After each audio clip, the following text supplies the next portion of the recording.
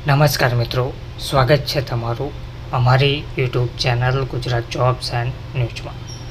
મિત્રો, પ્રાથમિક શાળાના મધ્યાહન ભોજન વિભાગમાં કામ કરતા કર્મચારીઓના પગારમાં વધારો કરવા બાબત જિલ્લા કક્ષાએથી મહત્ત્વની અપડેટ સામે આવી રહી છે.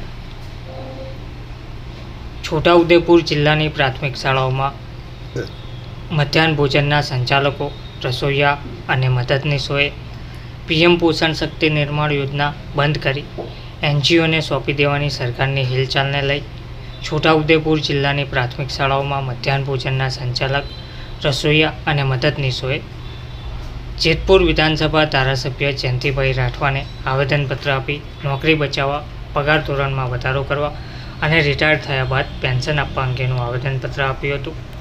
આવેદનપત્રમાં છોટાઉદેપુર જિલ્લાના સંચાલકો, રસોઈયા અને મદદનીશોએ સરકાર દ્વારા અન્ય જિલ્લાઓમાં પીએમ પોષણ શક્તિ નિર્માણ યોજનાને એનજીઓને સોંપાતા મધ્યાહન ભોજનના સંચાલકો, રસોઈયા અને મદદનીશોને છૂટા કરાતા તેઓની રોજગારી છીનવાતા પરિવારનું ભરણ પોષણ કરવું મુશ્કેલ બન્યું હતું.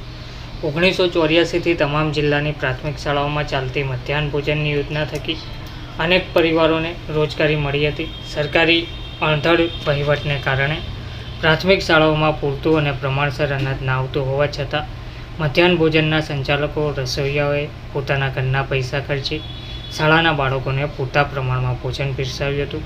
સંચાલકોને 4,500, રસોઈયાને 3,750 અને મદદનીશોને 1,500 પ્રતિ માસનું વેતન ચૂકવી સરકાર દ્વારા તેમનું શોષણ કરાયું છે.